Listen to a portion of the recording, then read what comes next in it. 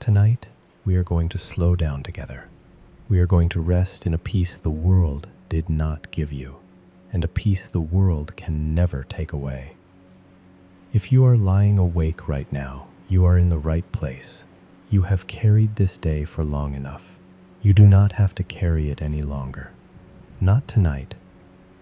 There is a peace that does not depend on anything going well. It does not depend on the noise in your mind growing quiet. It does not ask you to fix a single thing first. It is a gift. It is already offered. It is already yours. And tonight, we are going to let it settle over you, slowly, gently, like a blanket pulled up in the dark.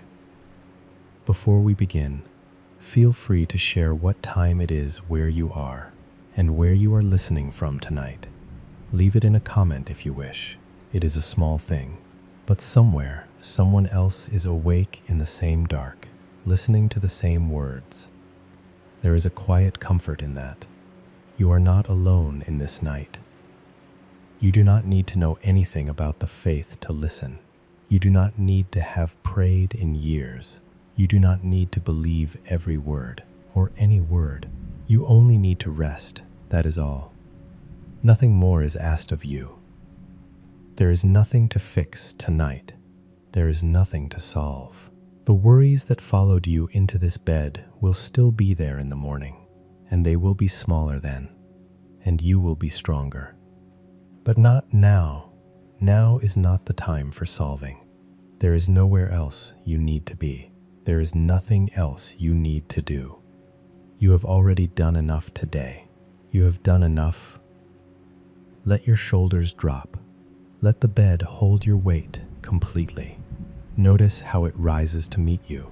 Notice how it carries you without any effort of your own. You do not have to hold yourself up. You never did. We are going to tell some old stories tonight. Stories of people who were afraid. People who carried too much. People who could not find rest. Ordinary people, most of them. People not so different from you. And in each story, the same quiet thing happens.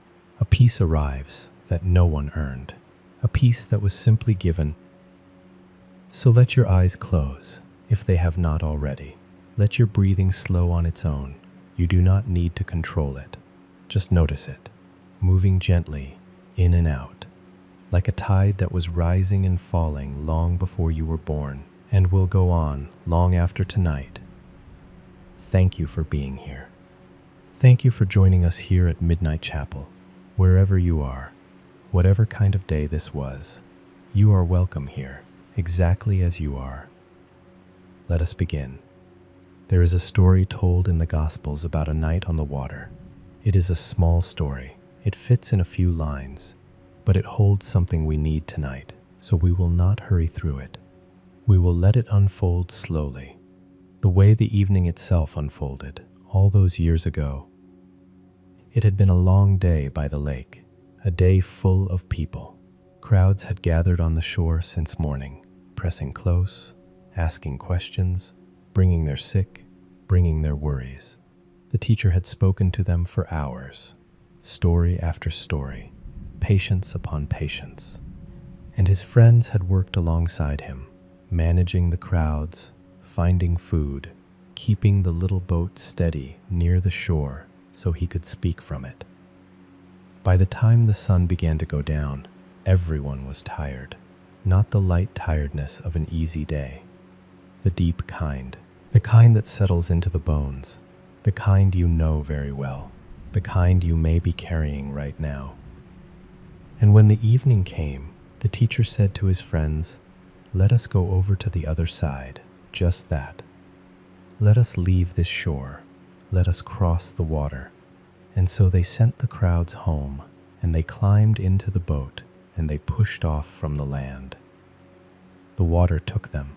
The shore fell away behind them. The voices faded. The hills turned to shadows. And for the first time all day, there was quiet. Notice this part of the story.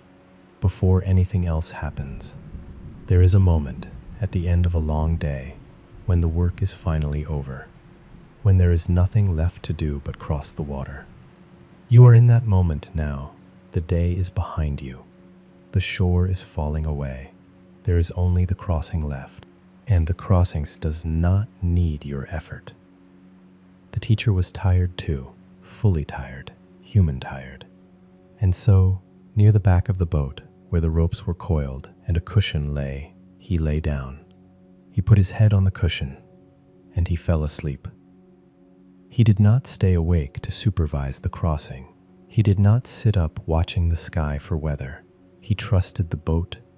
He trusted the men who knew the water. He trusted his Father, who held the lake and the boat and the night itself in his hands, and he slept. For a while the water was calm. The oars dipped and rose. The stars came out over the lake, one by one, the way they do. Somewhere a fish broke the surface and was gone. The men spoke in low voices or did not speak at all. It was quiet. It was peaceful. It was the kind of night that asks nothing of anyone. But then the wind began to rise. It came down from the hills, the way storms do on that lake, without warning. The lake sits low, ringed by high ground, and the cold air spills down onto the warm water and stirs it into sudden fury. The men knew this. They had seen it before. But knowing a storm can come does not make it smaller when it arrives. The water that had been so still began to heave. The little boat rocked. Waves rose up on every side, higher than the boat itself, and then the waves began to break over the sides. Water poured in, cold water, around their feet, rising. The men grabbed for the oars. They grabbed for the ropes. They bailed with whatever their hands could find. They fought the storm with everything they had, and the storm did not care. And still their teacher slept. Think of that. The boat pitching, the spray flying, grown men shouting to each other over the wind, and at the back of the boat, on a cushion, one man sleeping, not because he did not know, not because he did not care, but because his rest did not depend on the weather. You know this feeling, not the sleeping, the storm. You have been in this boat. Maybe you are in it tonight. The day was fine, and then the wind came. Something rose up that you did not expect, a worry, a fear, a memory that arrived without knocking, and the water started coming in. And no matter how hard you worked, no matter how fast you bailed, you could not seem to keep the boat from filling. Perhaps that is why you are awake right now. Because some part of you believes that if you stop working, if you stop watching, the boat will go down, that the storm needs your attention, that your worry is the only thing keeping the water out. It is not. It never was. Worry has never once bailed a single drop. The men in the boat were afraid.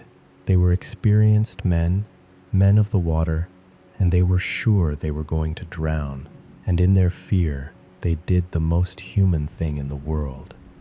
They turned, and they went to the back of the boat, and they woke him. "Teacher," they said, "do you not care that we are perishing?" It is an honest thing to say. It is a human thing. Do you not care? Have you fallen asleep while I am drowning here? Perhaps you have said something like it yourself, in the dark, to God, to the ceiling, to no one at all. Do you not see what I am carrying? Do you not care? The question itself is a kind of prayer, a rough one, an unpolished one, but a prayer. And notice, the story does not scold them for asking it. The question was allowed. Your questions are allowed too, even the angry ones, even the ones asked at 2 a.m. to a dark room. And here is what happened next. He woke. He stood up in the rocking boat, and he did not panic. He did not rush. He was not afraid. There was no fear in him to wake up. He looked at the wind and the waves, the way you might look at a loud child, and he spoke to them. "Peace," he said, "be still." 3 words, spoken quietly for all we know, and the wind died down, not slowly the way storms usually pass, all at once, The wind died and the water grew calm, completely calm, flat and dark and still under the stars, as though the storm had never been. The men sat in the sudden quiet, soaked and breathing hard, and they looked at each other. "Who is this," they whispered, "that even the wind and the sea obey him?" Now, there is something in this story that is easy to miss. Everyone remembers the calming of the storm, the great moment, the power. But that is not the deepest part of the story. The deepest part came before, and it is the part we are resting in tonight. He was asleep in the storm. Before he ever calmed the wind, before he spoke a single word to the waves, he was at rest in the middle of it all.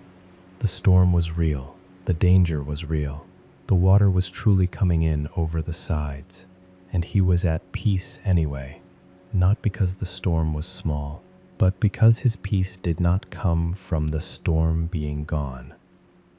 His peace was older than the storm, deeper than the lake. It rested on something the wind could not reach, and that is the peace he offers. Not a life without storms. He never promised that. He was in the storm himself, remember, wet with the same spray, rocked by the same waves. What he had and what he gives is a peace that can sleep in the boat. This is the peace we are resting in tonight. It is not the peace of a life where nothing goes wrong. That peace does not exist, not for anyone, not for the saints, not for the teacher himself. The peace we are speaking of is deeper than that. It is a peace that lies down on the cushion while the wind is still blowing. It is a peace the storm cannot touch because it was never made of calm weather in the first place. You do not have to calm your storm tonight. Hear that clearly. You do not have to still the waves in your own mind. You do not have to make the worry stop before you are allowed to rest. That was never your work to do. The waves are not yours to command. They never were. You only have to rest in the boat and trust that you are not alone in it. Because you are not alone in it. That is the whole of the story. The boat was never empty. The men thought they were perishing, and all the while, the one who holds the sea was inches away, breathing slowly in his sleep. Your boat is not empty either. However dark the water looks tonight, however loud the wind, there is one who rests with you, closer than you think, and the storm does not worry him at all. Let the waves be waves, let the wind be wind. You do not have to answer them. They will pass.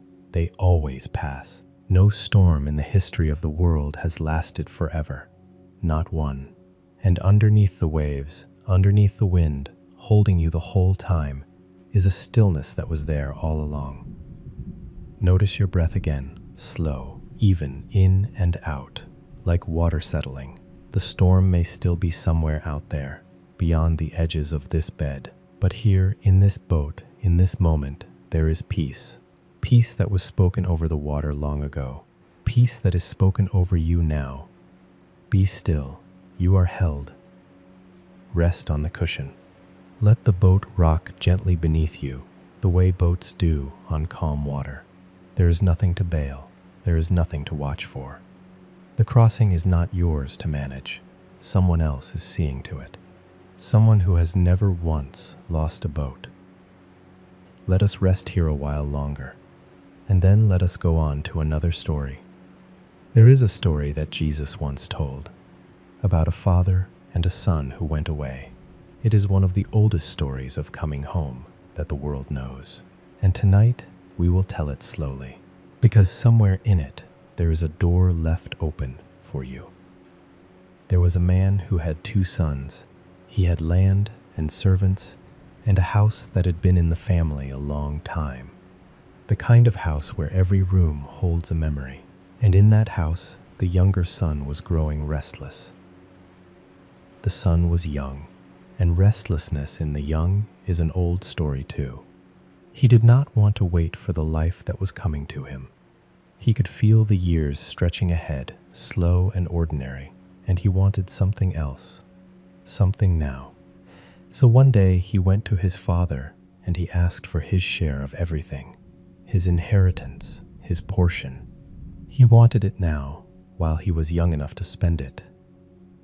It was a hard thing to ask, harder than it sounds. In that time and place, an inheritance came when a father died. To ask for it early was, in a way, like saying, I do not want to wait for you to be gone. I want my share as if you were already gone. It would have wounded the father deeply. The neighbors would have expected anger, a raised voice, a door slammed shut forever. But the father gave it to him. He did not argue. He did not lecture. He did not stand in the doorway listing everything he had done for the boy. He divided what he had, and he gave the younger son his share, and he let him go. Because love that holds too tightly is not the love this father had. He opened his hand, and the son walked down the road and did not look back. Notice the father in this moment. He could have protected himself. He could have hardened his heart the day the boy left so it would hurt less. He did not. He kept the wound open. He kept the road watched. Some kinds of love do that. They stay soft on purpose. And the son took everything, and he traveled to a far country, far from the house, far from the fields he knew, far from anyone who knew his name or his father's name, and there he spent it all. On what? The story does not fully say. On pleasures, on friends who were friends only while the money lasted, on a life that felt like freedom for a while. It always feels like freedom for a while. And then the money ran out. It always does. And when it did, a famine came over that land. The fields dried up, the bread grew scarce, and the young man who had been so free, who had bought whatever he wanted, found himself with nothing, no money, no friends. The friends had gone the way of the money, no home, only hunger and a strange country and the long quiet that comes when the noise of spending stops. He took the only work he could find, feeding pigs in a stranger's field. For a young man of his people, there was no lower work than this.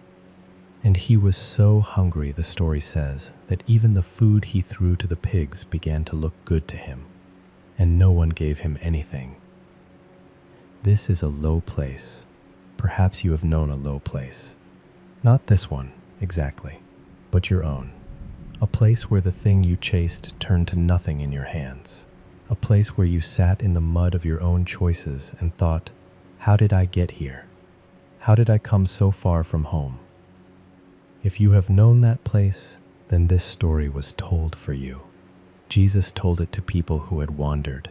He told it looking at faces that had known the mud. He did not tell it to shame them. He told it because of what comes next. There, in that field, among the pigs, something turned in the young man's heart, quietly, the way the deepest things turn. He remembered his father's house. He remembered the smell of bread in the mornings. He remembered that even the servants there, even the hired hands, had bread enough and to spare. And he made a decision. I will get up, he said to himself. I will go back to my father, and I will tell him, I have fallen. I am no longer worthy to be called your son. Just make me one of your servants. Notice how small his hope was. He did not dream of being a son again. He did not imagine a welcome.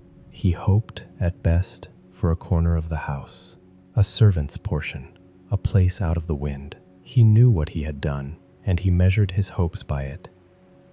And he got up from the mud, and he started home.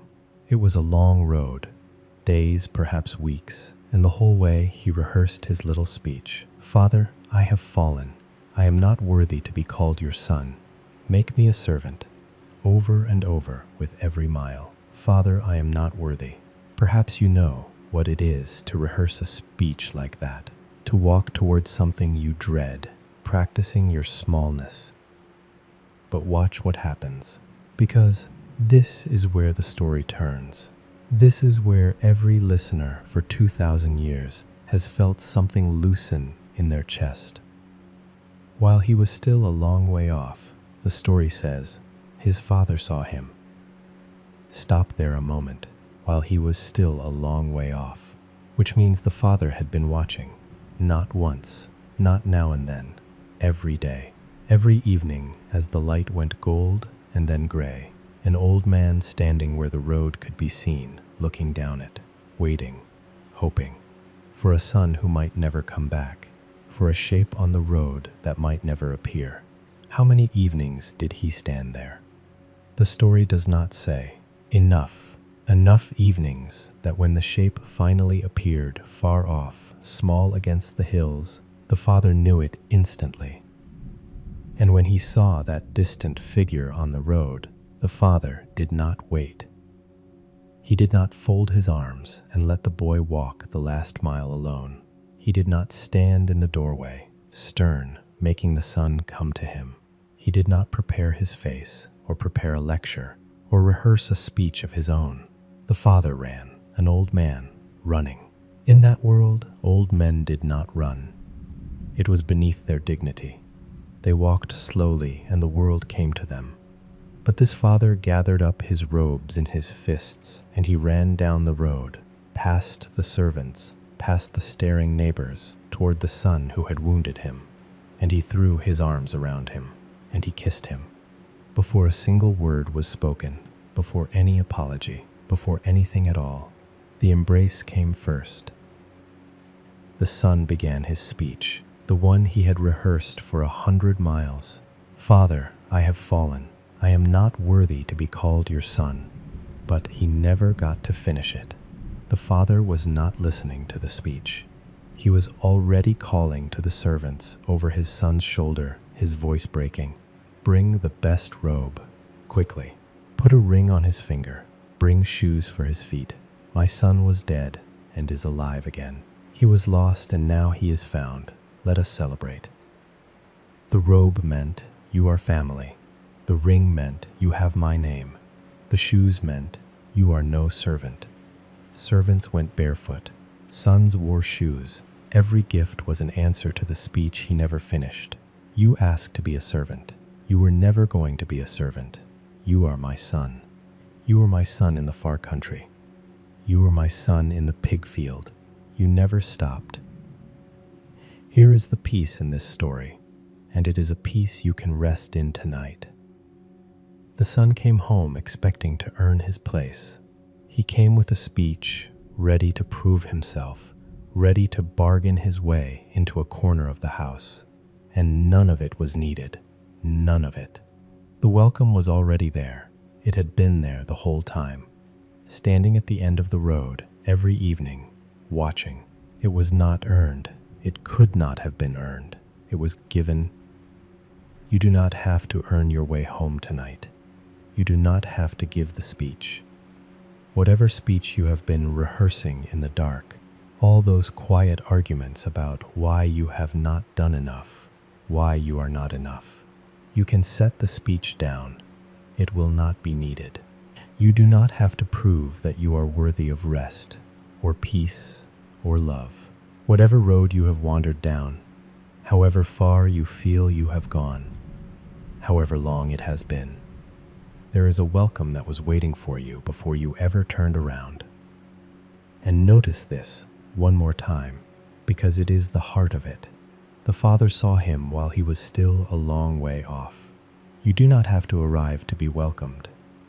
You do not have to be home yet. You only have to be on the road. Even a single turn toward home is enough. The seeing has already happened. You are already seen right now, in this bed, still a long way off, perhaps, seen and known and run toward. You are not a servant in the house. You are the beloved, and the door was never locked. The robe is kept ready. The table is long. The light is on. Let that be enough tonight. You are welcomed. You are home. There is nothing to prove here. No speech to finish. Rest now, in the arms that ran to meet you. Let us breathe together once more, and let us go gently on. There is an image from long ago, of a mother holding a child in the night. It is not a story with a beginning and an end. Exactly. It is more like a window. And tonight we are going to stand at that window for a while and look in and let what we see there settle over us. We do not know much about those quiet years in Nazareth. The Gospels are mostly silent about them.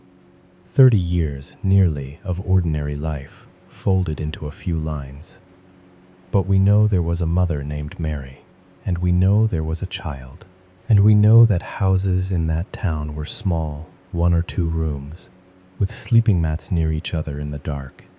And we know that children wake in the night. They always have.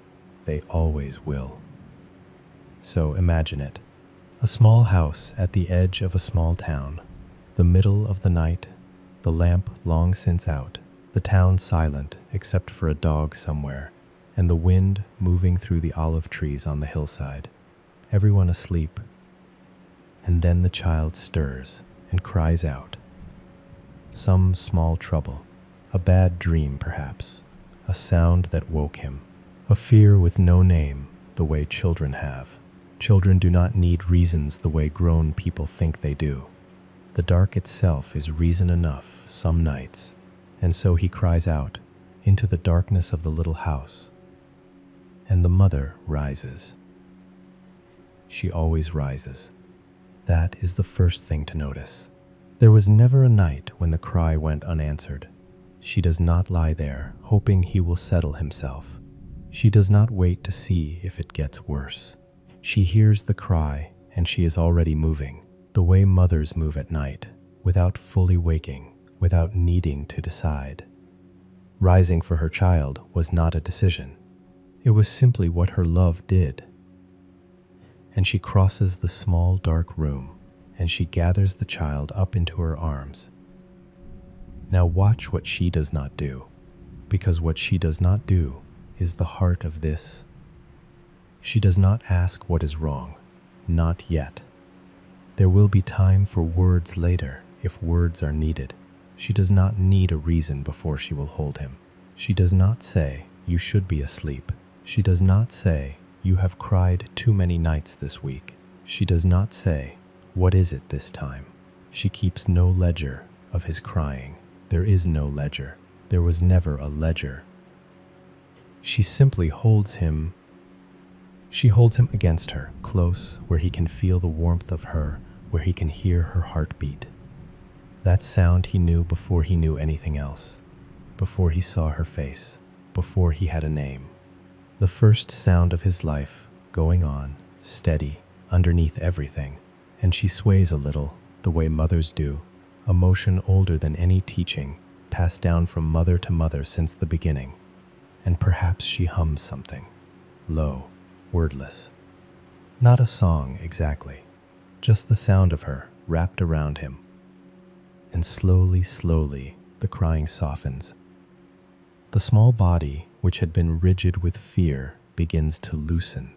The breathing, which had been ragged, begins to slow.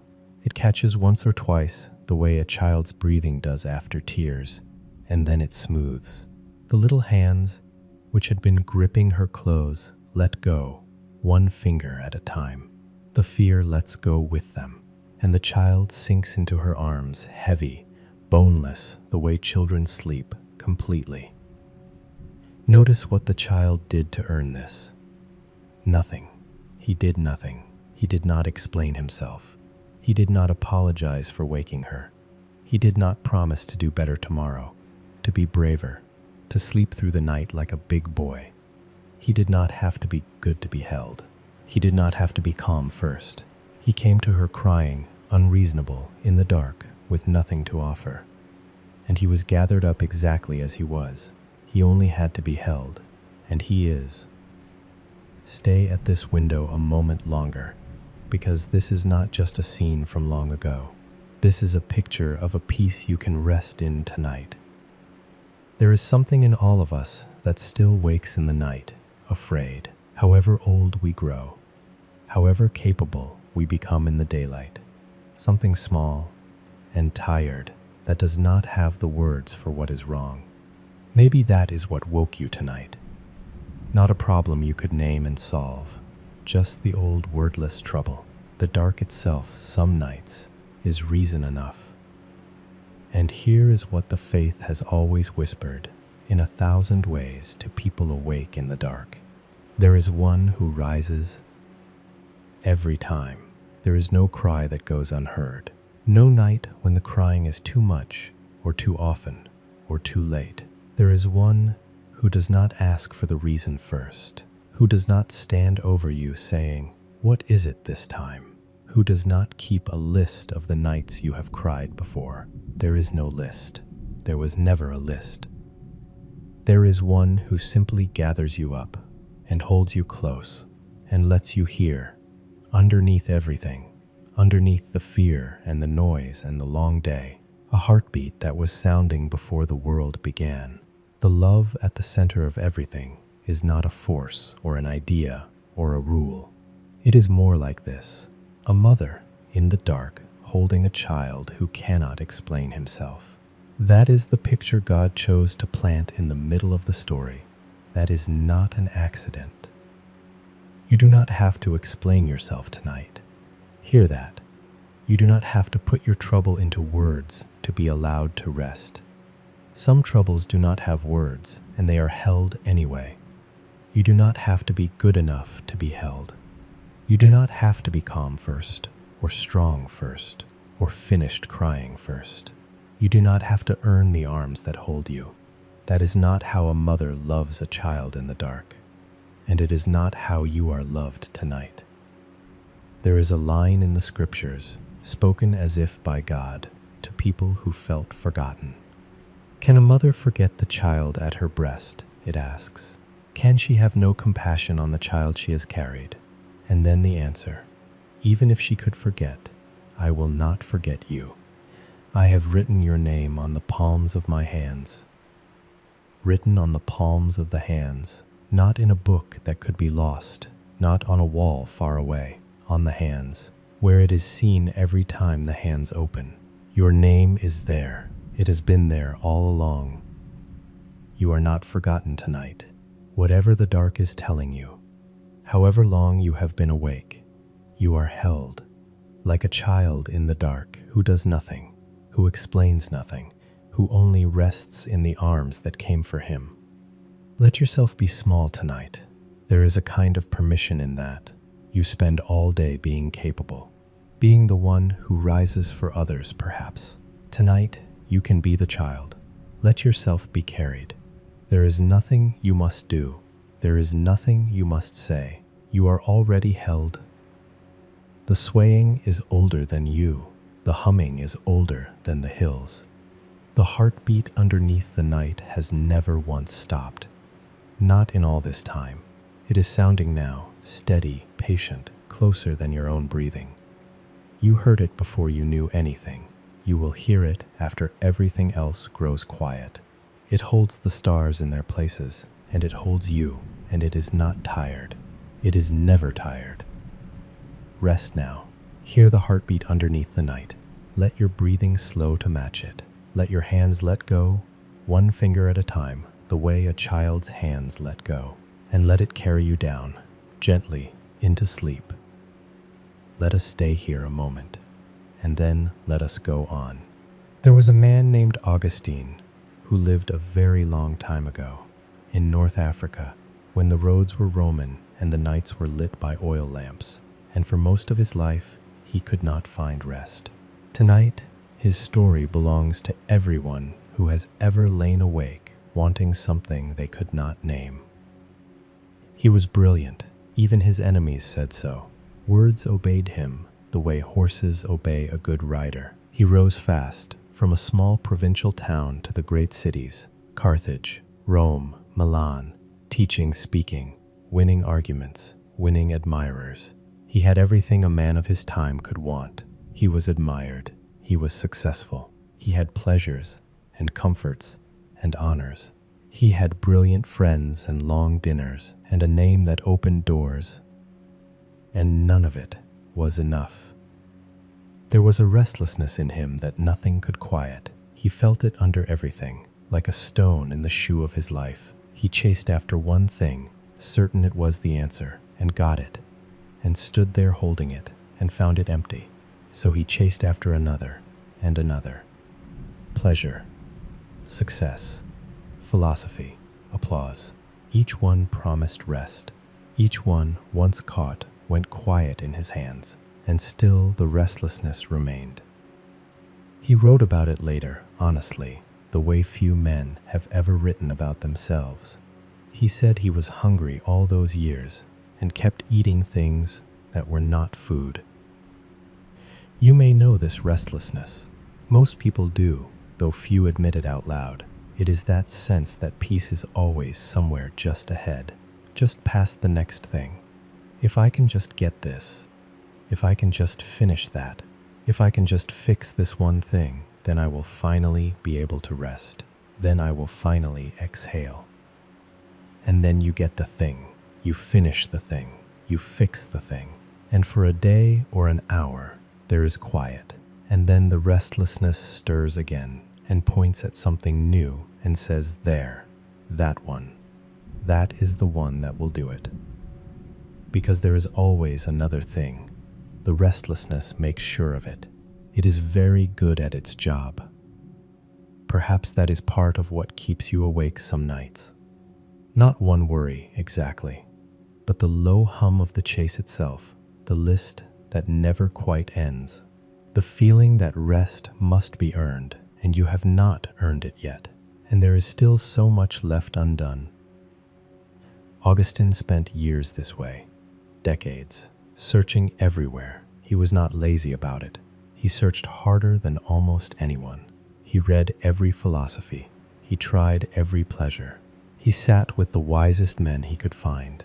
He looked for peace in every place a person can look for it. In the body, in the mind, in success, in love affairs, in brilliant conversation that lasted until the lamps burned down. And he could not find it. Not because he did not search hard enough. His whole life was the searching, but because he was looking in the wrong direction. He was looking outward at the world, scanning the horizon for the thing that would finally be enough. When the thing he was looking for was quieter and closer and already nearer to him, he said later, than he was to himself. There is a strange mercy in exhaustion. There came a time when Augustine simply could not run anymore. He was in a garden in Milan, worn out by his own heart. All the arguments were finished. All the roads had been walked. And in that garden, tired past trying, he finally stopped and turned around and found that what he had been chasing across the whole world had been waiting behind him the entire time. Not far away at all. Waiting the way home waits. And at last, after all those years, he came to rest. Not because he finally caught the thing. There was no thing to catch. He rested because he stopped running and let himself be caught instead. There is a difference. It is the whole difference. And he wrote down what he had learned near the beginning of the book he made of his life in words that people have remembered for 1,600 years. Words that people have whispered in the dark, in every language, on nights exactly like this one. You have made us for yourself, he said, speaking to God, and our heart is restless until it rests in you. Our heart is restless until it rests. Let those words be slow. They were written slowly out of 40 years of running, restless until it rests. He was not scolding anyone. He was explaining something gently, the way a man explains the road he got lost on, so that others might be spared the miles. He was saying, the restlessness is not a flaw in you. Hear that part. The restlessness is not a sign that something is wrong with you. It is a sign of what you were made for. A key is restless in every lock but one. A bird is restless in every country but its own when the season turns. The heart is restless in everything smaller than the love that made it. The restlessness was never the enemy. It was the compass. It was homesickness the whole time. You were not broken. You were far from home. That was the whole of it. All that searching, all those years, all those cities and prizes and empty mornings. And the answer was not one more thing to chase. The answer was to stop chasing, to turn around, to rest in the one who had been there all along, closer than his own heart, patient as a father watching a road. Tonight, you do not have to keep searching. Hear this as permission, not as advice. You do not have to solve the restlessness before you sleep. You do not have to find the one missing piece, the one answer, the one fixed thing that will finally let you rest. That piece does not exist out there. It never did. Augustine looked everywhere it could possibly be. He checked. The rest you are looking for is not somewhere ahead of you. It is not one more thing to get, or do, or become. It is here. It is now. It is closer than your own breath. Let the searching stop tonight, just for now, just for these hours. The list will keep, the horizon will keep. Let the chasing be over, just until morning. There is nothing more to find tonight. The rest was never far away. It was waiting for you to stop and turn and receive it. Like the garden was waiting, like home waits. And if your mind starts to run again, as minds do, you do not have to chase it down. Just notice it, the way you would notice a bird crossing the sky, and let it go, and come back to this. The heart is restless until it rests. Yours is allowed to rest now. It has run far enough for one day. It has run far enough for one life. Your heart was made for this rest. It was shaped for it, the way a riverbed is shaped for the river. And tonight it can have it. No conditions, no speech, no earning. Simply be still and let your restless heart come home. It knows the way. It always did. That was what the restlessness was for. Let us breathe, slow and even and unhurried, and let us go gently on to another story. There is a thing that Jesus once said about flowers and about worry. He said it on a hillside in the open air to ordinary people, and it is a good thing to hear at the end of a long day. So we will climb that hillside slowly and sit down among the listeners and hear it again. Picture the scene first. A wide slope of grass above the lake, late afternoon light, wild flowers everywhere in the grass, red and white and gold, the kind that bloom for a week in spring and are gone. Birds crossing the sky unhurried, and a crowd of people sitting on the ground. Not wealthy people. Farmers, fishermen, mothers with children on their laps. People whose hands were rough from work. People who knew what it was to wonder if there would be enough. He was speaking to people who worried, which is to say, he was speaking to all of us. People who lay awake at night, wondering how it would all work out, what they would eat, what they would wear, whether the harvest would come, whether the nets would fill, what would become of them and the ones they loved. The same worries that keep you awake now, in one form or another. The names change, the shapes change, money, health, the people we love, the future we cannot see. But the worry itself is very old. People have carried it up hillsides for a long time. And he did not scold them for worrying. Notice that first. He did not say, "You foolish people, stop it." He did not tell them their fears were childish or faithless or wrong. He knew what their lives were. He had grown up in a poor town himself, in a carpenter's house, where the money was counted carefully. He knew the weight they carried, and so he did not push the weight back at them. He did something gentler. He turned their eyes. He simply pointed to the field. "Look at the lilies," he said. "Look at how they grow. Look at them, the flowers scattered through the grass all around where they sat, the ones nobody planted, the ones nobody watered." He made the worried people stop and turn their heads and actually look at flowers in the middle of everything they were afraid of. There is a kind of medicine just in that. When the mind is running, It helps to be handed one small, real, growing thing to look at. They do not toil, he said. They do not spin. They do not work the loom or carry the water. They do not lie awake at night, wondering if they will be beautiful enough, or provided for enough, or ready for what is coming. They do not work themselves into exhaustion, trying to become what they already are. They simply grow where they are planted. They open when the light comes. They close when it goes. They drink the rain they are given. And they are clothed, he said, in a beauty that not even Solomon, the richest king his people ever had, in all his glory, in all his robes, could match. Think of that, all of Solomon's gold, all his weavers, all his dyed cloth from far countries, and the wild flower in the grass that did nothing, that worried about nothing, wears more glory than he ever managed. Effort is not where the beauty comes from. It never was. And the birds, he said, lifting their eyes higher. Look at the birds of the air. They do not sow seed. They do not gather harvests into barns. They have no storehouses, no savings, no plans. And your heavenly Father feeds them, everyone.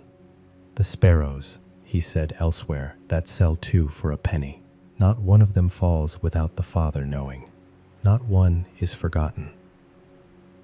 And then he asked the question that the whole teaching turns on. If God clothes the grass of the field like this, he said, the grass that is here today and gone tomorrow, thrown into the oven when it dries, how much more will he care for you? How much more? Let those 3 words stay with you tonight. Not will he care for you. How much more?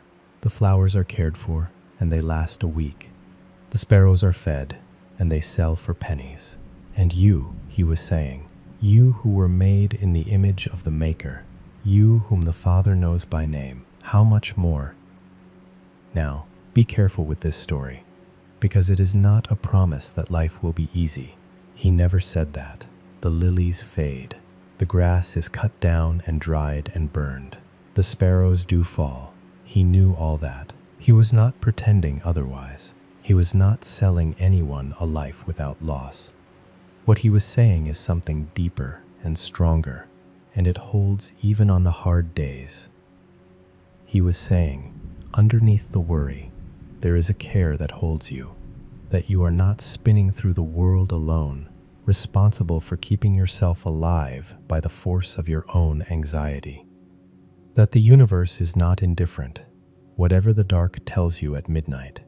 There is a watching, there is a keeping. You are cared for. You are held by something larger than your worry, and it was holding you before you learned to worry at all. And then he said the practical thing, the thing about worry itself. Which of you, he asked, by worrying can add a single hour to his life? Not one of you, not ever. Your worry has never once added a single hour to your life. Think back over all the nights of worrying you have ever done, all the ceilings stared at, all the conversations rehearsed, all the disasters imagined in detail, most of which never came. What did the worry ever build? What did it ever solve at 2 a.m? Nothing. It has never solved a problem in the middle of the night. Problems are solved in the morning by rested people. The worry only steals the rest you need to face the day it claims to be preparing you for.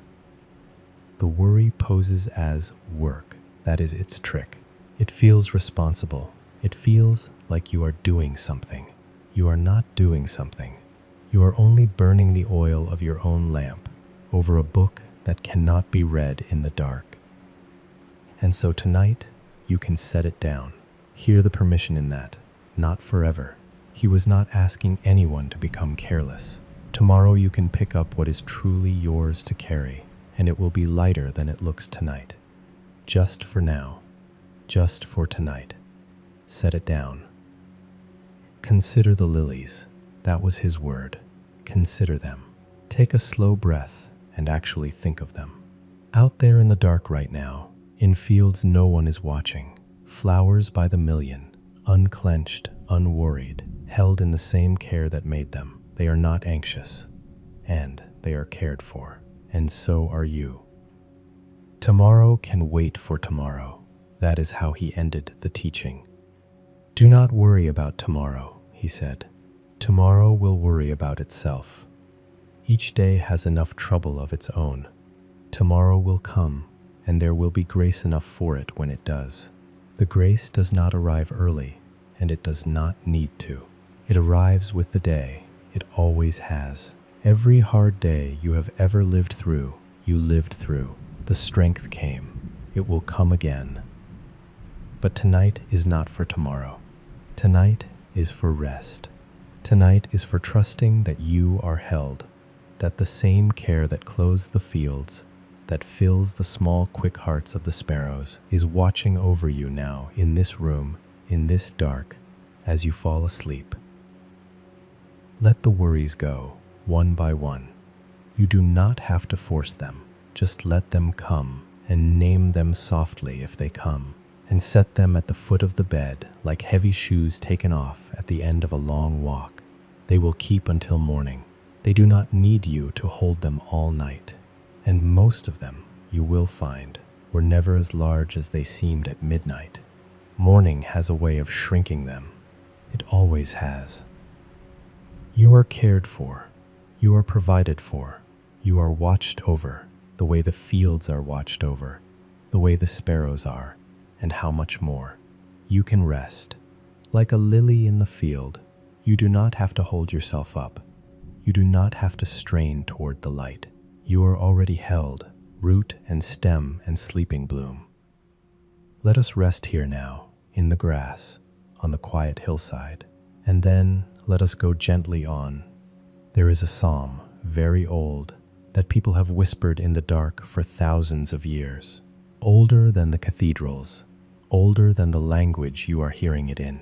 Shepherds sang it before anyone wrote it down. Mothers have said it over cradles. Soldiers have said it in the dark. The dying have said it, and the sleepless and the afraid. When they could not sleep, this is where they went. And tonight we will go there too, slowly, line by line, and lie down inside it. It begins with a shepherd. The Lord is my shepherd, it says, I shall not want. 5 words, and then 4, and already the whole night is different. The Lord is my shepherd, not the world's shepherd far away, managing everything from a distance. My shepherd, mine. The one who knows this particular sheep, its markings, its limp, its history of wandering. And I shall not want, not I shall have everything, not nothing hard will come, but I shall not lack what I need. The needed thing will be there. It always has been, one day at a time, even on the days you doubted it. Picture the shepherd out on the hills. It is evening. The heat has gone out of the day, and picture the sheep who do not worry. They do not plan. They do not lie awake wondering where tomorrow's meadow will be, or whether the water will run out, or what the winter will bring. They cannot plan, and it turns out they do not need to. They simply follow. Because the shepherd knows the way, and they do not have to. There is the whole secret of the psalm, in the first breath of it. Someone else knows the way. The sheep's only work is nearness. He makes me lie down in green pastures, the psalm says. He leads me beside still waters. He restores my soul. Notice that. He makes me lie down.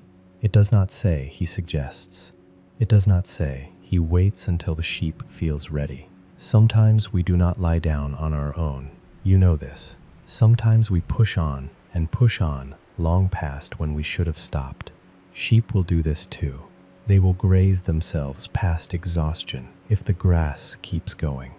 And the shepherd who loves the sheep, who can see what the sheep cannot, brings it gently to a stop, puts it down in the green place, not as punishment, as care.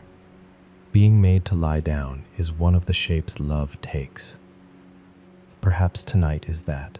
Perhaps this bed, this hour, this voice is simply the shepherd making you lie down at last.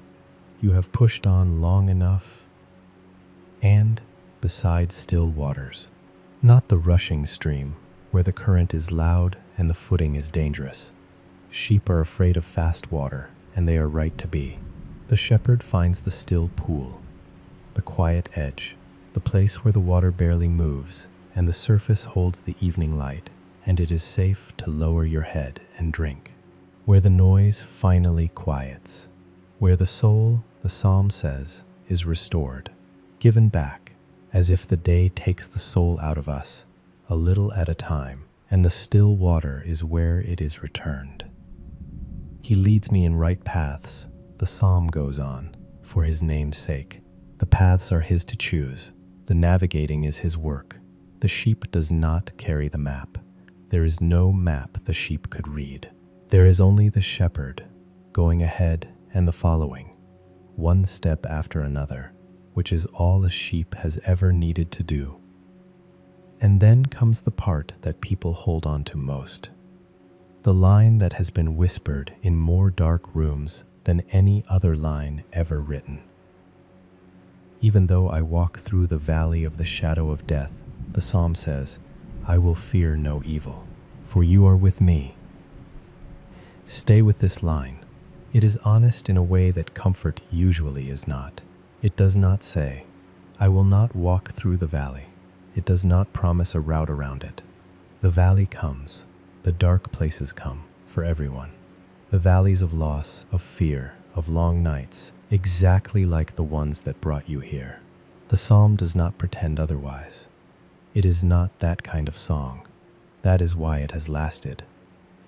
What it promises is something better than a life with no shadows. It promises that you will not walk through them alone, for you are with me. That is the whole of the comfort, and it is enough. Not the absence of the dark, the presence of the shepherd within it. The valley is real, and the shepherd is realer. The shadow is deep, and the company is deeper.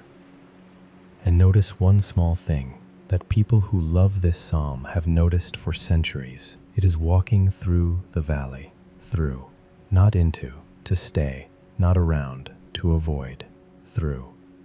Valleys in that country were the low roads between high pastures. A valley was not a destination, it was a passage. Whatever valley you are in tonight, you are in a through place. There is another side. The shepherd has walked this route before, many times, and no sheep of his has ever been left in the low country.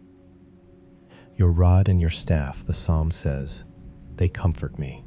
The tools of the shepherd, the staff that guides, that taps the flank gently to say, this way. The rod that defends, that stands between the sheep and whatever moves in the dark. The sheep does not have to fight anything. It never did. Defense was never the sheep's job. You prepare a table before me, the psalm says. In the presence of my enemies, you anoint my head with oil. My cup overflows. A table set and waiting. Even here, even with the troubles not yet gone, still standing at the edges of the field. The shepherd does not wait for a perfect world to feed his sheep. The care goes on in the middle of everything. The cup fills anyway. It overflows anyway. And then the ending, the line to fall asleep inside. Surely goodness and mercy shall follow me, it says, all the days of my life, and I will dwell in the house of the Lord forever. Goodness and mercy following you. Notice the direction, not ahead of you, where you have to chase them the way you have chased so many things. Behind you, following, keeping pace with you quietly all the days of your life, even the wasted days, even the frightened ones, even this one.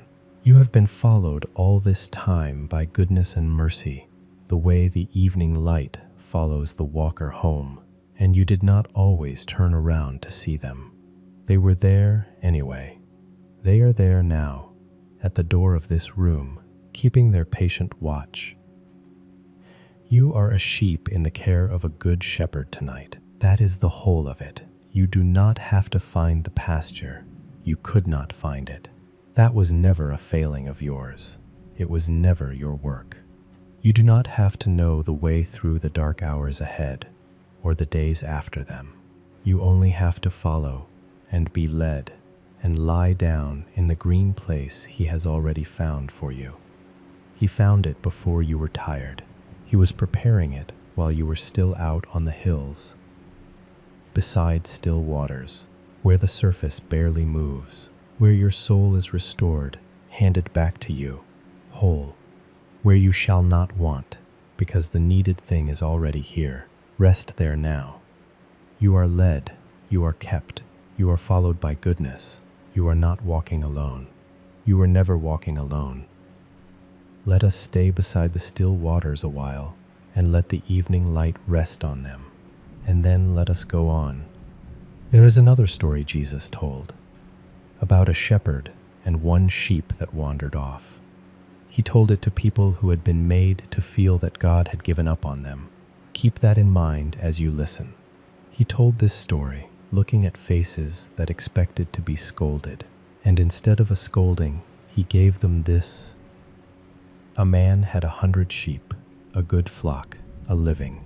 He knew them, the way shepherds knew their sheep in that country, each one by its face and its markings and its ways. And he called them, and they knew his voice. And one of them wandered away. It happens. It does not take rebellion. It does not take a decision. A sheep puts its head down to eat and follows the grass, and the grass is good, so it follows it a little further and a little further, one tuft at a time, never once choosing to leave. And then it looks up, and the flock is gone. The hillside is unfamiliar. The light is going. It did not mean to be lost. It simply wandered, one small step at a time, until it was alone in a place it did not know. And the dark was coming. Perhaps you know how that happens. Not with hillsides, with years. Nobody decides to drift. You follow one thing, and then another, each step small, each one almost reasonable. Busy seasons, hard seasons, things that needed you. And then one night you look up, and you are somewhere you never meant to be, far from something you cannot quite name, and you wonder how you got so far from home. One tuft of grass at a time. That is how everyone gets lost. There was no moment to point to. There almost never is. Now, the shepherd in the story had 99 other sheep, safe, accounted for, folded for the night. And here the story pauses and lets you do the arithmetic. A reasonable man might have done it quickly. 99 out of 100. That is good enough. Better than most flocks. One is a small loss. Write it off. The hills are dangerous at night, and the one is probably gone already, and the 99 are right here. That is how the world counts. You know that counting. Perhaps you have used it on yourself in the dark. 1 out of 100. Who would come for that? Who would notice? But that is not what the shepherd did. He left the 99, the story says, and he went out into the hills, into the falling dark, to look for the one. The one that wandered, the one that got itself lost through no drama at all, just step after foolish step. He went out with his staff and his lamp, calling into the dark, listening, over the rocks, down the ravines, through the cold, and here is the line to hold on to. He did not stop looking until he found it. Not until it was too dark, not until it made sense to turn back, until he found it. The search had no ending except the finding. That was the only way the story was ever going to end, from the moment he stepped out of the fold. Some searches are like that. They do not run out. They are not measured against the trouble. They simply go on until the lost thing is in hand. And when he found it, picture the finding. A small pale shape in the dark, caught somewhere, or simply standing, frozen, the way lost sheep do, too far gone even to cry out anymore. And the lamp comes over the rocks, and the voice it knows says its name. When he found it, the story says, He did not scold it. Stop there. He did not scold it. There was no lecture on the hillside. No, look what you have done. No, do you know what you have cost me? He did not drive it back with a stick, ashamed, stumbling ahead of him the long way home in disgrace. That is how we imagine being found, most of us. That is why we hide. He lifted it up. He laid it across his shoulders. The safest place a sheep can be, the warmest, the highest, riding above every rock it stumbled on before. The sheep does not even walk home. It is carried the whole way. Its legs, which got it lost, are not asked to get it back. And he carried it home, rejoicing. Rejoicing. That is the word the story uses. As if finding this one lost, foolish, wandering sheep was the best thing that had happened to him in a long time. And when he got home, the story says, he called his friends and his neighbors together. "Rejoice with me," he said. "I have found my sheep that was lost." He threw something like a party over one sheep, over the one that caused all the trouble. That is the part that would have made the listeners go quiet. It makes no sense by the world's arithmetic. And that was exactly the point. The love in this story does not do arithmetic. It never learned how. Perhaps you feel like the one tonight. Not the 99, safe in the fold, certain of their place. The one that wandered off, a step at a time, and looked up too late and did not know how it got so far from home. Perhaps you feel lost in a place you did not mean to go. In a life, or a distance, or a silence you never chose on purpose. Then hear this, because this story was told for you, to faces just like yours. You are the one he goes after. Present tense. You are not written off. You have never once been written off. You are not a small loss, an acceptable price, a rounding error in a big flock. You are the one worth leaving the 99 for. The search for you has no ending written into it except the finding. It does not expire. It does not run out of patience. It is out on the hills right now. And when you are found, you are not scolded. Hear that too, because it may be the very thing keeping you in the hills. So many stay lost longer than they need to, dreading the lecture that was never coming. There is no lecture. There is no stick. There is no long walk home in shame. You are lifted up. You are laid across the shoulders. You are carried home by the one who came out into the dark for you. And at the end of it, there is not a trial. There is rejoicing. There is something like a party, and it is about you, and no one at it is angry. You do not even have to find your own way back tonight. That is the mercy of it. That is the part to fall asleep on. The finding is not your job. The sheep did not navigate home. It could not. It only had to stop and be still and let itself be found. The shepherd comes to you, into the dark, into the far country, over whatever rocks lie between, and he carries you the rest of the way himself. So let yourself be carried tonight. Stop walking even in your mind. You are not lost to him. You never were. Lost to yourself, perhaps, some nights. Never to him. He has known where you were the whole time, the way a mother knows where the child is in the house. You are found and lifted and carried home, riding above all the rocks that troubled you. Rest on the shoulders that came all this way for you. They are strong enough. They have done this before. Let us breathe once more, slow and easy, and let us go gently on. There was a young woman named Thérèse who lived in a small town in France a little over 100 years ago. She entered a convent when she was very young, and she lived a hidden life there, and she died very young too. The world never saw her while she lived, and for a time she was afraid that her life was too small to matter. Tonight, her story is for everyone who has ever felt that way. Picture the convent first. A quiet house behind walls in a small Norman town. Bells at fixed hours, long corridors of worn stone, a garden with a few trees, days that repeated one after another like beads on a string, prayer, work, meals in silence, sleep, and again. It was a life that would never make a story by the world's measure. Nothing happened there. That was almost the point of the place. And in that house lived this young woman who had a heart far larger than the life around it. She was not a great preacher. She would never stand before crowds. She did not travel to distant lands, though as a girl she had dreamed of it, of going to the missions, of doing great and visible things for God. Her health was too frail. Her walls were fixed. She did not do the large, visible things that people remember and write down.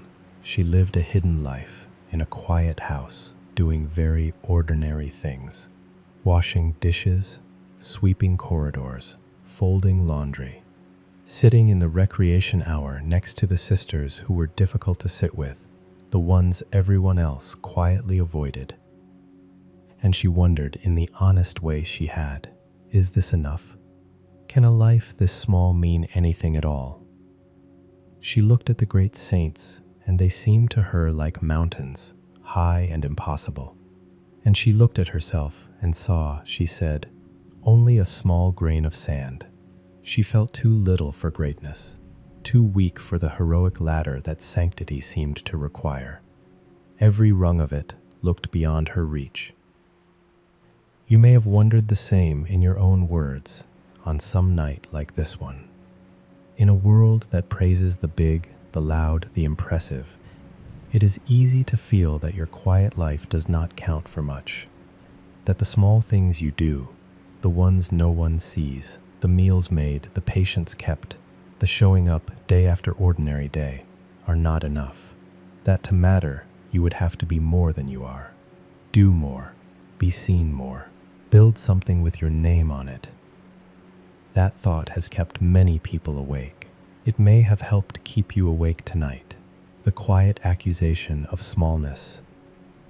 But Therese came to understand something, slowly, in that quiet house, through her own weariness. And it changed everything for her, and it has changed everything for millions since, which is its own quiet joke, that the hidden girl became one of the most beloved saints in the world, precisely by giving up on greatness. She could not do great things, she said. That was simply true, and she stopped arguing with it. But she could do small things with great love. A small kindness done fully, a patient word to the sister whose voice grated on her nerves, a smile she did not feel like giving, given anyway, choosing the worst portion at table without anyone noticing, a hidden act of care that no one would ever know about, that would never be recorded anywhere.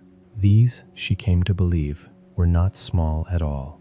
Love is what gives an act its size, not the audience, not the scale.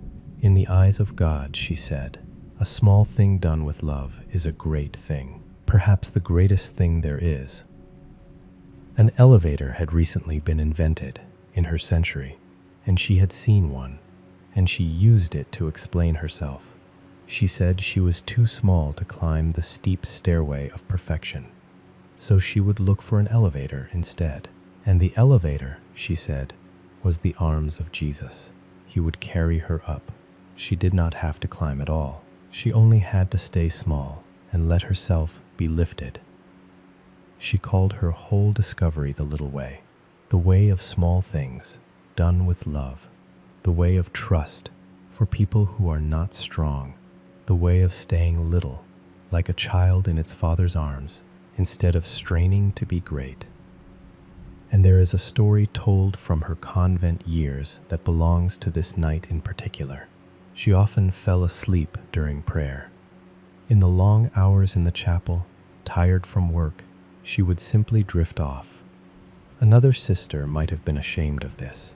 She was at first, and then she thought about it in her own way, and she stopped being ashamed.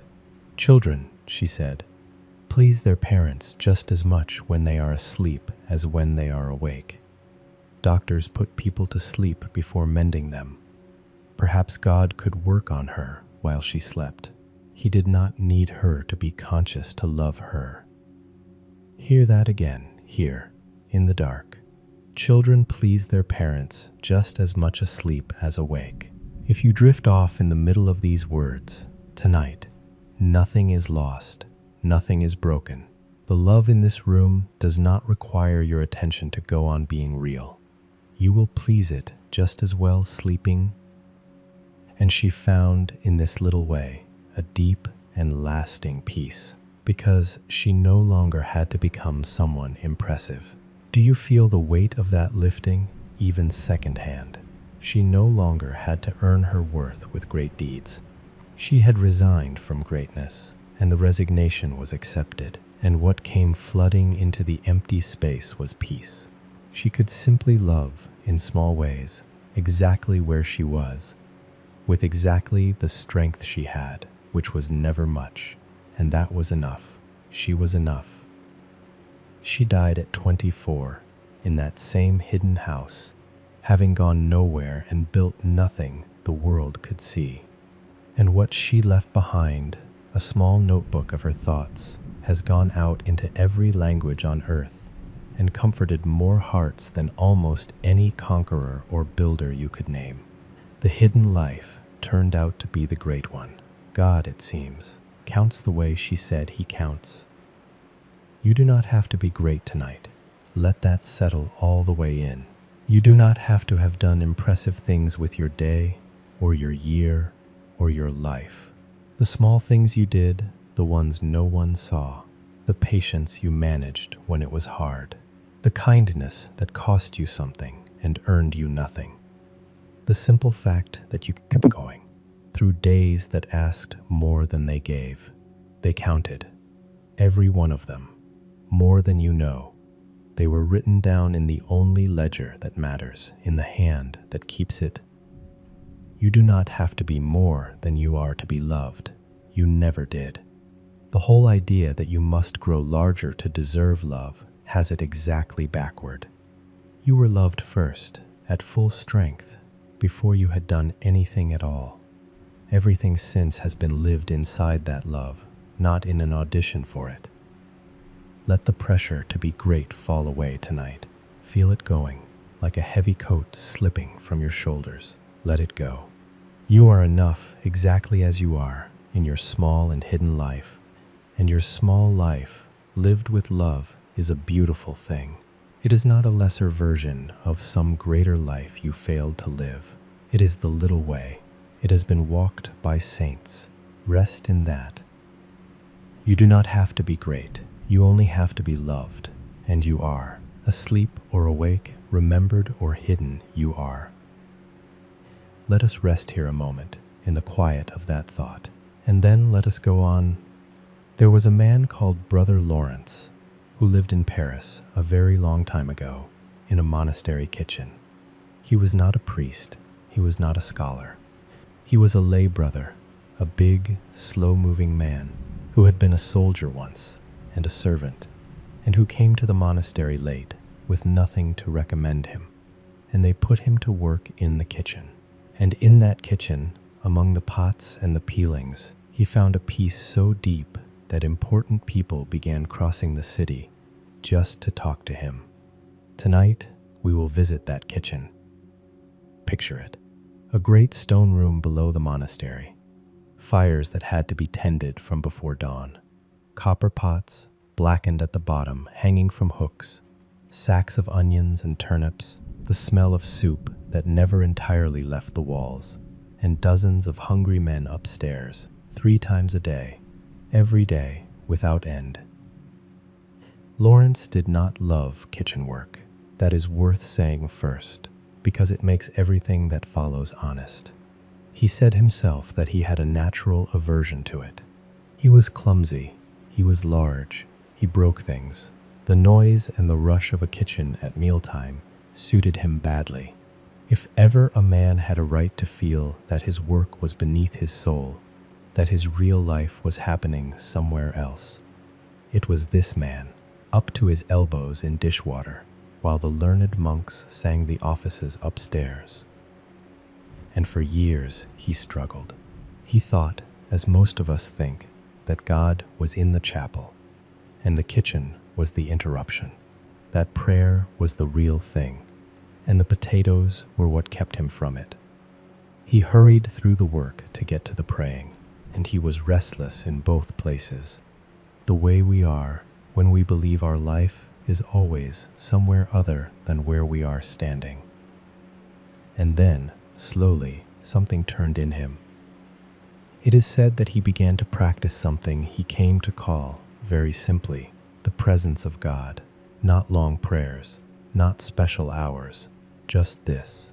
Wherever he was, whatever his hands were doing, he would quietly remember that God was there, in the kitchen, beside the fire, among the pots, not waiting for him upstairs in the chapel. Here, now, in this room, in this task, in this exact ordinary moment. He would peel the potatoes and remember. He would scrub the great blackened pot and remember. He would turn the soup and remember. A small interior turning, over and over, like a compass needle settling. Nothing anyone watching could see. A man doing kitchen work, a little more slowly than most, a little more calmly than most. And the peace that came into him through that small practice became famous, though he never sought that. He said, in words that were written down by a man who interviewed him, that he felt God as near to him in the kitchen, in the middle of the noise and clatter, with several people calling for different things at once, as he ever did, kneeling at prayer. The kitchen and the chapel had become the same room. There was no longer any interruption anywhere in his life. There was nothing to get through in order to reach the real thing. It was all the real thing. The time of work, he said, is not different from the time of prayer, not for the one who has learned where God is, which is everywhere, which is here. Think about what that means gently, without straining at it. It means the sacred was never on the other side of your task list. It means peace was never waiting for you at the end of the chores, the emails, the errands, the dishes. That is where we all think it is, just past the last task. And so we rush, and the rushing itself is what keeps peace away, and there is always another task, so we never arrive. Lawrence stopped rushing. He let the task itself become the place of rest. The pot in his hands was not in the way of his peace. It was where his peace was happening. And there is something in his story for this hour of the night especially, because the burden he set down in that kitchen is the same one that keeps people awake. The feeling that where you are is not where you should be, that what you did today was not the important thing, that the real life, the worthy life, is elsewhere, ahead pending. That feeling will run a mind in circles all night, and it is not true. It was not true for the big clumsy man at the sink, and it is not true for you. Your ordinary day was not in the way of anything. Hear that.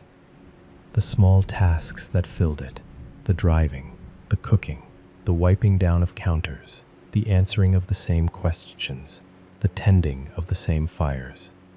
That was not the lesser part of your life, endured so that some greater part could happen later. It was the place itself.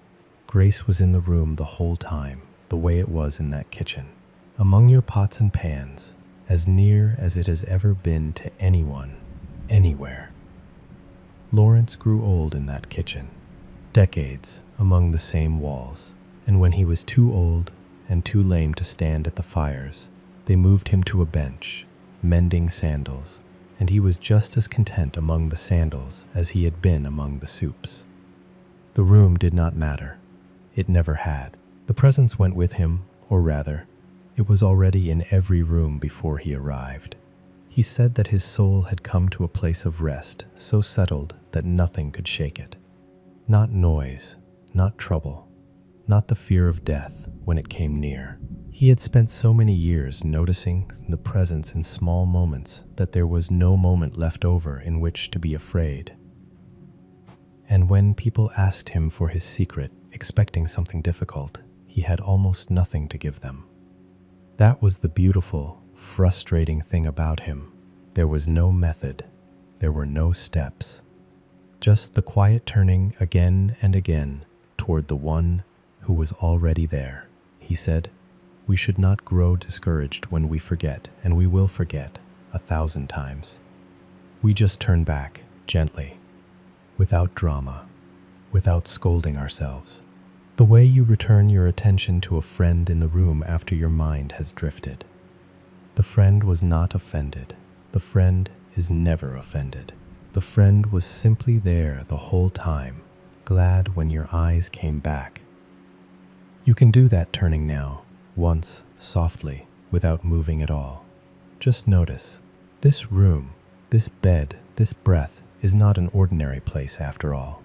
Or rather, it is perfectly ordinary, and the ordinary was never empty. The presence that filled a Paris kitchen fills this room. It does not require a chapel. It never did. It does not require you to be at your best, or at prayer, or even awake. It sat with a tired man at a sink for 40 years. It is not going to leave you now. There is nothing to get through tonight, no task between you and rest, no better hour ahead of you that this hour is delaying. This is the hour. This is the room. The peace you have been postponing until everything is done is available now, with everything undone, the way it was available among the unwashed pots. So let your hands be empty, the way his were empty at the end of each night, when the last pot was hung and the fires were banked. The day's work is over. It was enough. It was more than you think. And the one who was beside you through all of it, in every ordinary room, is beside you now in this one, closer than the dark. Rest here, in the presence that needs no chapel. You are in it now. You have been in it all day. You will be in it all night, and it will keep the watch, and you do not have to. Let us breathe together, slow and low, like a kitchen gone quiet at last, and then let us go gently on.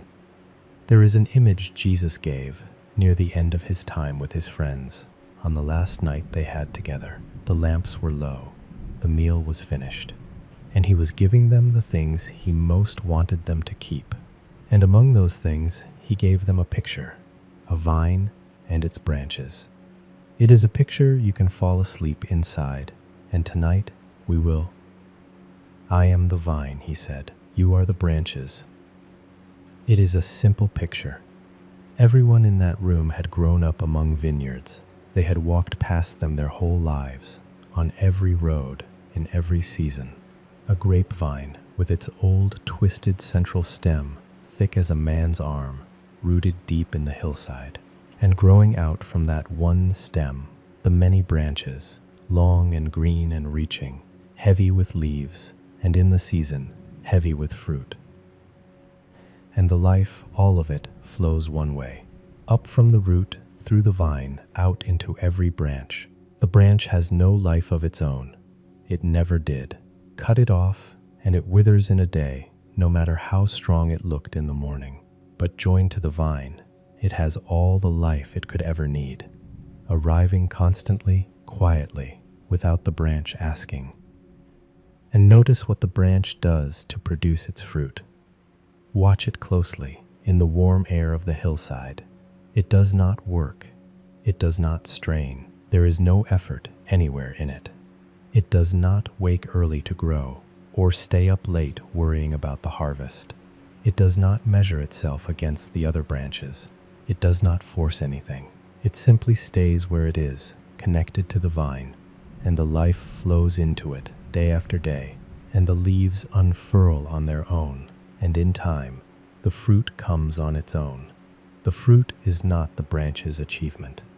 It is the vine's life, arriving at the end of the branch, becoming sweet.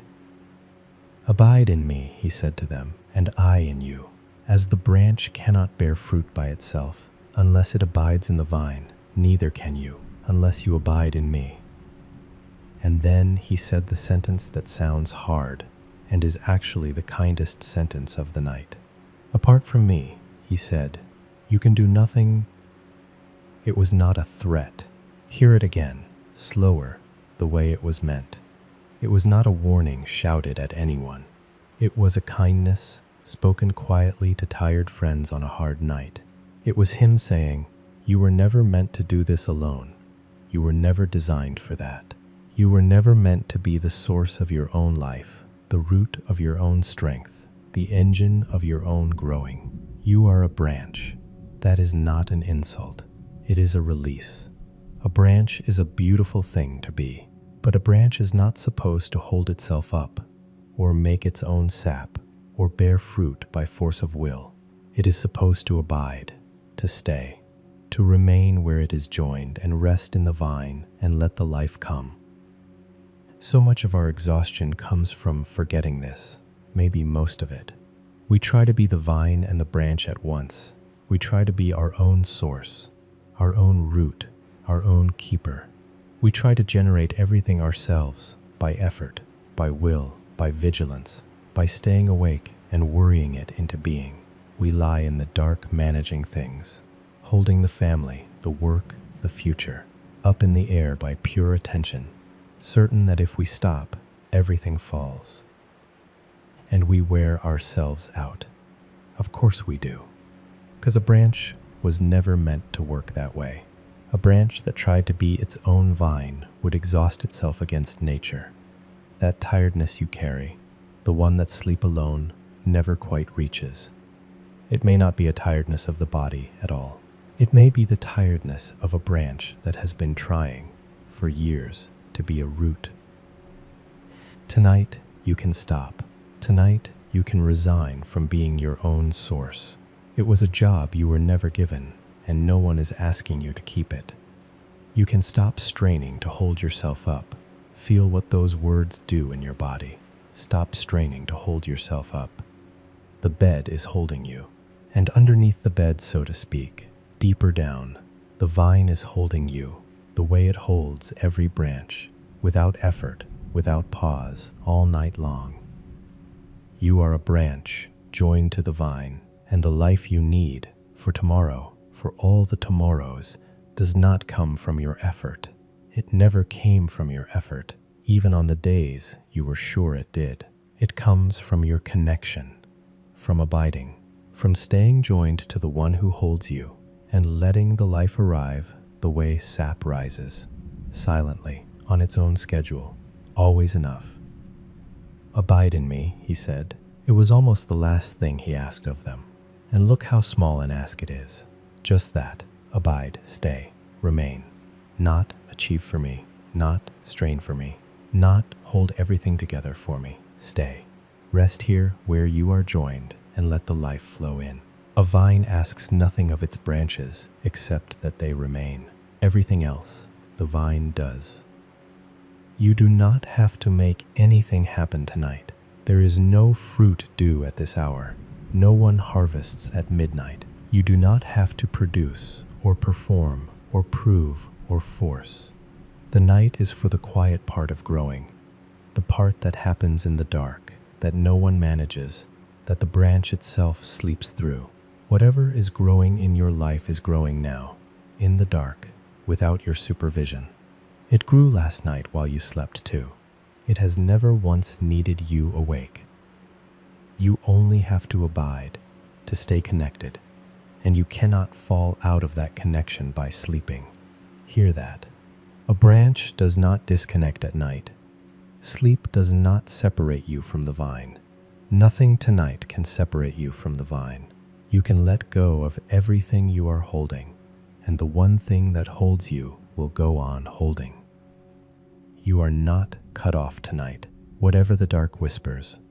You are not alone, generating your own life by force of will in an empty universe. You are a branch on a living vine, held, fed, supplied, connected at the deepest joint of you to the source of all life, and the connection is not your grip on it.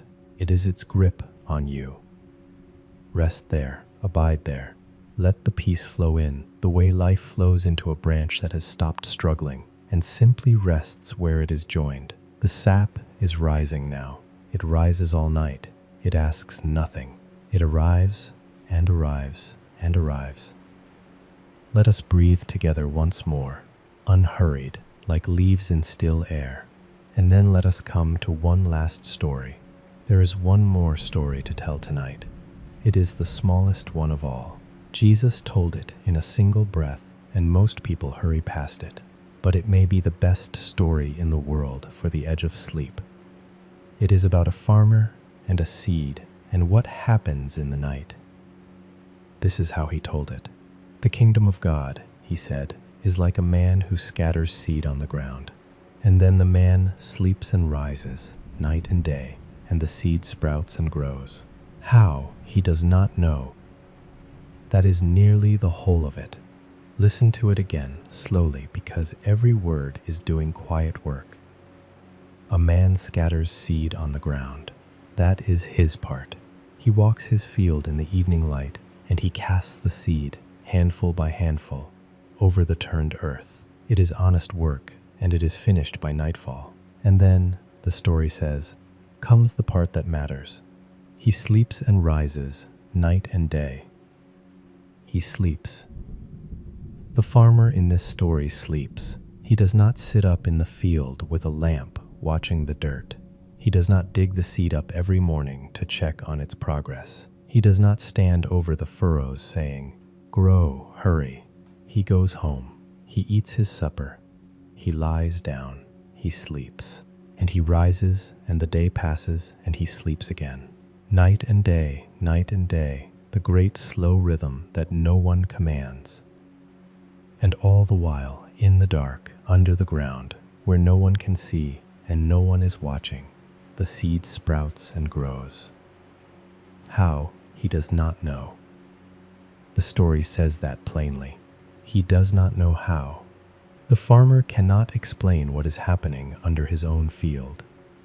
In all the centuries since, we have learned some of the names for it: the swelling, the splitting of the husk, the pale root going down, the pale shoot going up. But the names are not the knowing. No farmer has ever made a seed grow. Not one in all of history. He can plant it, he can water it, and then his part is over, and the mystery takes the night shift. The earth produces by itself, the story goes on. First the stalk, then the head, then the full grain in the head, by itself. In the original telling, the word is a beautiful one. It means, of its own accord, automatically, almost. The growing does not draw on the farmer's strength. It does not need his worry. It does not go faster if he frets, and it does not stop when he sleeps. It runs on a power that was folded into the seed before he ever touched it. And when the grain is ready, the story ends. He puts in the sickle, because the harvest has come. The farmer gets the harvest. He gets the joy of it, the wagons full, the winter's bread, and the growing, from first to last, was never his doing. His doing was a few handfuls of seed and a great deal of sleeping. Now, here is why this little story belongs to this hour and to you. You have scattered seed today. That is what a day is. Every honest thing you did, every word you said, every task you finished, and every one you only began, every kindness, every effort, everything you set in motion and could not finish. Seed cast into the ground, some of it into other people, some of it into work that is not done yet, some of it into troubles that have not resolved, prayers that have not been answered, hopes that have not sprouted. By nightfall, a person has a whole field sown with unfinished things. And the question the night asks you is the question it asked the farmer. Can you sleep now? Can you leave the field? Everything in you that lies awake says no. Says the field needs watching. Says the unfinished things will fail without your attention. That the growing will stop the moment your eyes close. That is the belief underneath so much of our sleeplessness, if we say it out loud.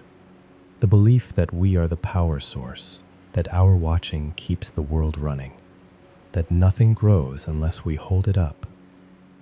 And this smallest story stands against all of that, gently, like a man leaning on a gate. It says the seed sprouts and grows while he sleeps. It says the earth produces by itself. It says how he does not know, and he does not need to know, and neither do you. The things you planted today are growing tonight, right now. The kindness you did is settling into someone, doing its slow work, and it does not need you awake. The work you left half finished is not decaying because you closed your eyes. The people you love are held by a keeping that is not your keeping, and it does not sleep so that you can. The prayers you have said are under the ground, doing what seeds do in the dark, which no one has ever seen, and which has never once failed to be enough. Your watching was never the power. Hear that with all the gentleness it is meant with. It was never your vigilance holding it all together. It only felt that way, the way it feels to a child in a cart, that his gripping the rail is what keeps the cart on the road. You can let go of the rail. The cart was never steered from your seat. It is steered well. It always has been. Grace works the night shift. That is what this story has whispered to tired people for 2,000 years. The same power that splits the seed and raises the stalk is at work in every unfinished thing you left in the field tonight. It works best, in fact, in the dark, unwatched, unhurried, of its own accord. Morning after morning, farmers have walked out and found the green a little taller. Morning after morning, you have woken and found that the world went on, that strength returned, that some knot had quietly loosened overnight. That was never luck. That is how the field works. That is how it has always worked. So do the farmer's part now. It is the only part left, and it is the easiest, and it is holy. Leave the field. Come in from the furrows. Set down the lamp. You have scattered what you had, and it was enough, and the rest was never yours to do. Sleep and rise, night and day. Let the great rhythm carry you, the one that was running before you were born and will run on after, the one that ripens every harvest there has ever been. The seed is in the ground is faithful, the night is doing its oldest work. And how, you do not know, and you do not need to know, and you can sleep precisely because you do not need to know. Rest now, farmer. The field is watched, and not by you. The growing has never once stopped in the dark. It will not stop tonight. Let us breathe together one last time, slow as a field under stars, and let us come gently to the close. You do not need to remember everything you heard tonight. The stories, the words, the names, the boat, the road, the kitchen, the field. They can drift away like mist on the water. That is all right. They were not meant to be held on to. They were only meant to carry you here, to this quiet place, at the edge of sleep. And if nothing stayed at all, that is all right too. His grace works while you sleep, like the seed in the ground, like the mother in the night. The peace does not depend on your remembering it. It is here whether you hold it or not. It was always a gift, and never a task. If you are still with us, thank you for staying. Thank you for spending this part of the night here. And if you have already drifted off, if you are sleeping now and cannot hear these words, that is all right too. You are held even now, perhaps especially now. Wherever you are tonight, whatever you carried in, however heavy the day was, you are loved, exactly as you are, not as you wish you were, not as you might be someday. As you are right now, in this bed, in this dark, you are loved. The peace you rested in tonight is not going anywhere. It cannot be taken, not by the morning, not by the worries that return, not by anything in this world. It was given to you, and what is given cannot be taken away. Sleep now, rest now. Let the night hold you the way you were always meant to be held. Sleep well, and may his peace be with you. Here at Midnight Chapel,